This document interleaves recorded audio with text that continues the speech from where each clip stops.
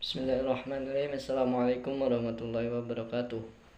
Baik, perkenalkan nama saya Rahmat Azizi dengan NIM A1C321004. Di sini saya berasal dari Prodi Pendidikan Fisika kelas A angkatan 2021. Di sini saya izin menjawab pertanyaan mengenai ujian tengah semester agama. Yang pertama mengenai rukun iman, Islam dan ihsan. Di sini rukun iman itu rukun insan terbagi menjadi 3, yaitu salah satu yang pertama beramal soleh. Maksud dari beramal soleh ini yaitu perbuatan baik yang dilakukan dengan secara sengaja, yang mana itu berdampak bagi kebaikan seseorang yang bagi membutuhkan, seperti kita membantu orang tua yang ingin menyeberang jalan. Nah, kita membantu, itu termasuk amal soleh. Yang kedua, ma'rifat ini itu ada tahap di mana seorang merasa dirinya dilihat oleh Allah Subhanahu wa taala ketika sedang beramal soleh. Salah satunya seorang yang berada di tahap ma'rifat ini adalah seorang yang memperbanyak zikir kepada Allah. Jadi ma'rifat itu dia yang selalu mengingat Allah dimanapun dia berada. Jadi maksud dari mengingat itu berzikir itu artinya mengingat. Jadi dimanapun kita berada, kita harus berzikir kepada Allah ataupun mengingat Allah. Yang kita muraqabah. Maksud dari muraqabah ini suatu kesadaran yang dimiliki oleh seseorang bahwa Allah Subhanahu wa taala itu senantiasa mengawasi, mendengar dan mengetahui apapun yang dilakukannya. Orang yang merasa diawasi Allah akan selalu hati-hati dalam bertindak, bersikap dan terdorong untuk berbuat kebaikan. Nah, maksud dari muraqabah ini yaitu seseorang yang merasa dirinya diawasi dan diikuti oleh Allah Subhanahu wa taala, baik dia berada dimanapun dan kapanpun dia hidup dan berpijak kakinya. Yang kedua, rukun Islam tuh ada 5. Yang pertama itu membaca 2 kalimat syahadat. Maksud dari 2 kalimat syahadat ini apa? Salah satu inti dari seorang jika mau masuk dalam Islam. Jadi ketika non muslim ataupun Islam dari agama lain ingin masuk dalam agama Islam, langkah pertama yaitu dia membaca 2 kalimat syahadat, yaitu asyhadu alla ilaha illallah wa asyhadu anna muhammadar rasulullah. Yang kedua, mendirikan sholat. Setelah orang itu berkalimat syahadat, barulah dia dipimpin oleh untuk mendirikan sholat. Mendirikan sholat ini yaitu ada 17 rakaat dengan 5 waktu dalam sehari, itu subuh, zuhur, asar, maghrib dan isya. Yang ketiga, berpuasa di bulan Ramadan. Nah, seperti yang kita rasakan pada saat ini, yaitu berpuasa di bulan Ramadan, yang dimana ini wajib bagi seluruh umat manusia ataupun umat muslim tanpa terkecuali bagi seorang laki-laki dan bagi seorang perempuan itu dikecualikan karena apabila terdapat hal-hal tertentu yang memang tidak diperbolehkan untuk berpuasa. Yang keempat itu menunaikan zakat bagi yang mampu.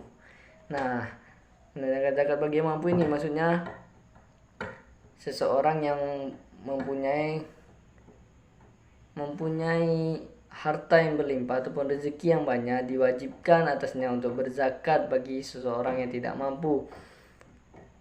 Dan itu juga sebagai pembersih hartanya. Zakat itu ada 2 juga, zakat fitrah dan zakat mal. Zakat fitrah itu untuk diri sendiri, untuk membersihkan diri, yang dilakukan setelah seharian penuh atau sebulan penuh kita melakukan puasa, barulah kita melakukan zakat fitrah untuk menyucikan diri.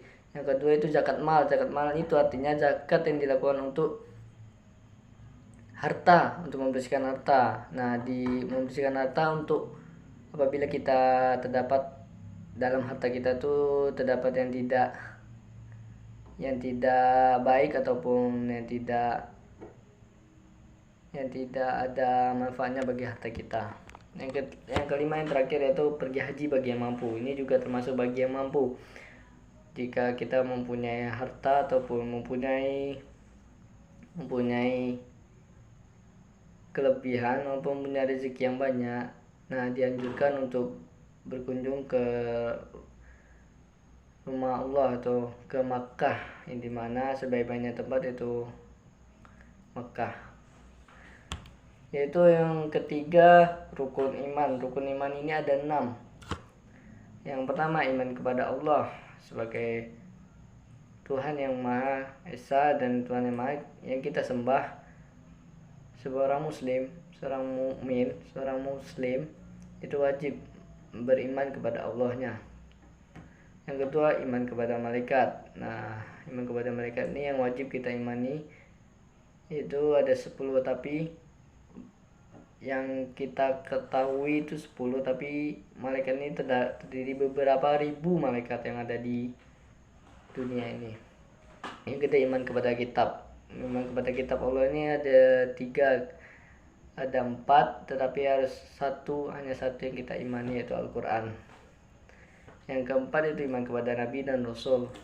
Yang kelima, iman kepada hari akhir. Yang keenam, iman kepada qada dan qadar. Nah, maksud dari qada dan qadar ini yaitu kita beriman kepada qada yang dimana baik itu yang ditetapkan oleh Allah apapun tidak, kita harus menerimanya. Seperti jodoh, rezeki, maut, itu sudah ditetapkan dalam qada dan qadar Allah. Jadi kita harus mengimani dan mempercayainya. Yang kedua, mengenai soal yang kedua itu 20 sifat wajib bagi Allah dan artinya dalam ajaran Islam. Yang pertama itu wujud. Wujud itu artinya ada. Jadi Allah itu berada, ada sebelum bumi ini diciptakan. Kedua, kidam, awal terdahulu. Dari kidam ini yaitu Allah tuh sebelum diciptakannya semua alam semesta ini, Allah sudah tercipta terdahulu, sudah ada, dan tidak ada yang menciptakan Allah. Yang ketiga, baqo, kekal. Allah tuh tidak akan hancur, tidak akan musnah. Ketika semua alam semesta ini musnah, hanya Allah yang tidak. Allah kekal selamanya. Yang keempat, mukhalafatul lil hawadisi, berbeda dengan ciptanya. Allah itu tidak sama dengan ciptanya, tidak beranak dan tidak diperanakkan. Jadi Allah itu berbeda dengan umatnya.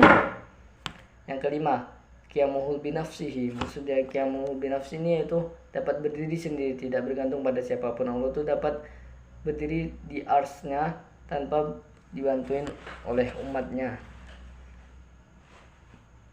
Yang keenam, wadaniyah. Maksud wadaniyah itu esa, tunggal, tidak ada duanya. Allah esa. Yang ketujuh, kodrat, artinya berkuasa atas segala sesuatu. Allah berkuasa atau berkehendak atas semua yang ada di bumi ini, baik itu yang nampak maupun tidak nampak bagi umat manusia. Tapi Allah tuh maha berkehendak, apapun yang dikatakan Allah kun fayakun, maka akan terjadinya. 8, iradat, itu berkehendak. Allah bebas berkehendak tanpa disetujui oleh siapapun. Ilmun, artinya maha mengetahui.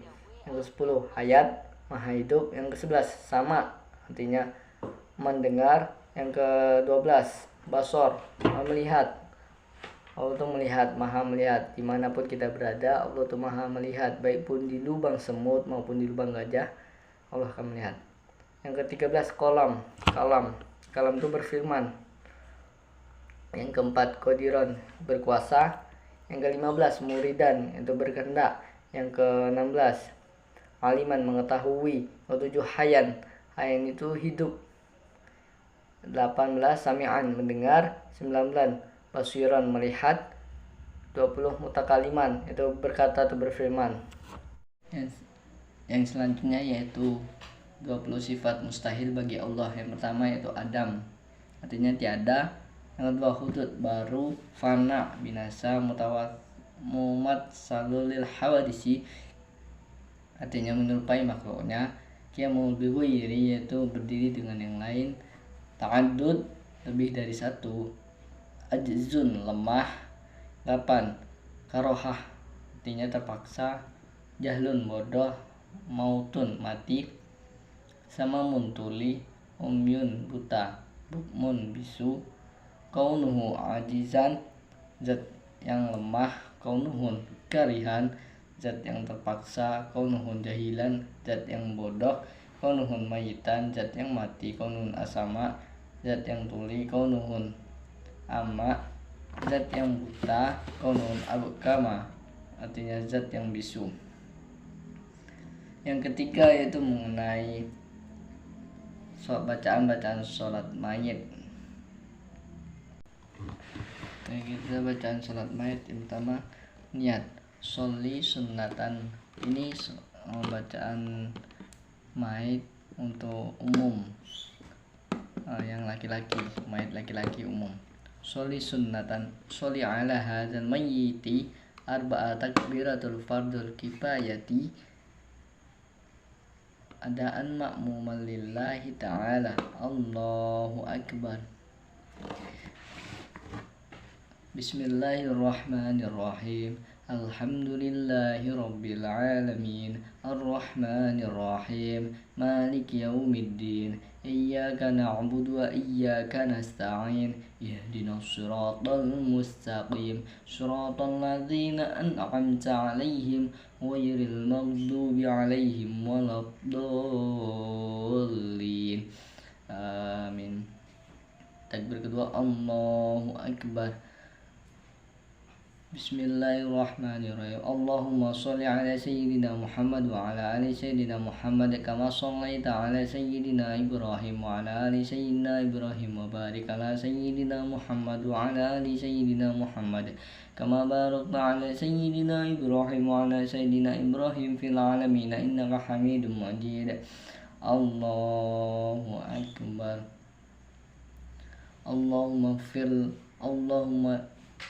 Allahumma ighfir lahu warhamhu wa'afi wa'fu anhu. Allahu akbar. Allahumma la tahrimna ajrahu wa la taftinna ba'dahu waghfir lana wa lahu wa li ikhwanina alladzina sabaquna bil iman wa la taj'alna fi qulubina ghillil ladzina amanu rabbana innaka ra'ufur rahim. Assalamualaikum warahmatullahi wabarakatuh. Assalamualaikum warahmatullahi wabarakatuh. Terus doanya, auzubillahi minasyaitonirrajim. Bismillahirrahmanirrahim. Allahumma ja'al qabrahu rawdatan min riyadil jannah. Allahumma anta rabbuhu wa anta khalquhu wa anta hadiyatan li Islam wa anta qabatu rohatu wa anta a'lama bisirrihi wa alaniyati wa qad ji'naka syaf'an lahu faghfir lana wa lahu. Allahumma tahrimna ajrahu wa la taftimna ba'dahu waghfir lana wa lahu wal ikhwanil ladzina sabaquna bil iman wa la taj'al fi qulubina lil ladzina amanu rabbana innaka ra'ufur rahim. Rabbana atina fid dunya hasanah wa fil akhirati hasanah wa qina adzabannar. Assalamualaikum walhamdulillahi rabbi wa dawafana subhanaka rabbil dawafana subhana Allahumma wa tahtimna fiha salam wa akhiru da'wana alhamdulillahi rabbil alamin. Al-Fatihah. Pertanyaan keempat yaitu jelaskan apa itu akidah Ahlus Sunnah wal Jamaah. Dalam bahasa akidah artinya dalam bahasa akidah berasal dari kata al-adu yang artinya ikatan atau siku yang berarti kepercayaan atau keyakinan yang kuat. Al-ihkamu artinya mengokohkan atau menetapkan, dan Arab tu bikuwah yang artinya mengikat dengan kuat. Sedangkan menurut istilah atau terminologi, akidah adalah iman yang teguh dan pasti, yang tidak ada keraguan sedikit pun bagi orang-orang yang meyakinnya. Dan sedangkan Ahlussunnah wal Jamaah itu merupakan golongan yang orang-orang mengikuti perilaku Nabi Muhammad SAW dan sahabat-sahabat sesuai dengan Al-Quran dan Sunnah. Dan akidah Ahlussunnah wal Jamaah ini akidah yang dipertanggungjawabkan kebenaran dan perilaku agamanya dengan Al-Quran dan hadis. Nah, akidah Ahlussunnah wal Jamaah ini banyak dianut oleh orang-orang Nahdlatul Ulama atau NU, yang dimana akidah Ahlussunnah wal Jamaah ini mengandung mazhab Imam Syafi'i dan tujuan akidah Ahlussunnah wal Jamaah ini yaitu adanya ajaran akidah tentunya memiliki tujuan untuk kebaikan umat manusia. Dikutip dari Mudah dalam Akidah Islam oleh Abu Hilya, oleh tujuannya memurnikan niat dan ibadahnya hanya kepada Allah Subhanahu wa taala, memerdekakan akal pikiran karena ketika seorang tidak memiliki akidah, ia akan menyekutukan Allah, menenangkan jiwa dan pikiran, memiliki keteguhan dan menghadapi setiap masalah. Yang terakhir itu membangun umat yang kuat, sebab umat yang memiliki akidah kuat akan selalu menegakkan agamanya bila terjadi suatu hal yang tidak diharapkan. Nah, yang kelima yaitu soal apa hubungannya agama dengan ilmu pengetahuan. Dilihat dari arti yaitu agama suatu sistematika yang mengatur seorang atas kepercayaan, cara peribadahan kepada Allah yang Maha Esa, serta pandangan terhadap tatanan kehidupan yang baik. Adapun ilmu pengetahuan yaitu suatu usaha mengamati, menyelidiki, dan menemukan hal menggunakan kekuatan pikiran secara kritis oleh setiap orang yang ingin tahu. Dalam artian sempit itu ilmu pengetahuan mencakup sadar ilmu tentang alam, namun nyatanya dalam bersosialisasi dan beragama pun sumbernya dari ilmu pengetahuan. Secara singkat, hubungan antar ilmu pengetahuan yaitu ilmu pengetahuan yang membuktikan kebenaran agama, dan ilmu pengetahuan dan agama adalah sebuah sinergi. Nah, maksud dari sini yaitu jika seseorang tidak memiliki ilmu tetapi dia mengimani agama, bisa dikatakan agamanya hanyalah KTP. Semisal orang itu memiliki agama Islam tetapi dia tidak memiliki ilmu tentang sholat, maka dia akan sembrono ataupun dalam bahasa lainnya yaitu sembarangan dalam mengerjakan sholat. Karena apa? Karena dia tidak mengetahui ilmu tentang sholat itu. Jadi secara singkatnya itu ilmu pengetahuan itu adalah suatu usaha ataupun suatu ilmu yang mana untuk memperjelas apa itu agama, apa itu Islam, apa itu sholat dan sebagainya. Jadi apabila orang memiliki agama, belum tentu dia berilmu, tapi orang yang berilmu pasti mempunyai agama. Jadi apabila orang punya agama, apabila orang itu mempunyai agama tetapi tidak mempunyai ilmu, sama dengan orang gila. Orang gila mempunyai agama tetapi dia tidak mempunyai ilmu. Kenapa? Dia tidak bisa menggunakan otaknya lagi. Tapi ketika orang mempunyai ilmu walaupun sedikit, insya Allah dia punya agama yang kuat. Mungkin dari saya, jika ada kesalahan saya minta maaf yang sebesar-besarnya. Saya akhiri. Wassalamualaikum warahmatullahi wabarakatuh.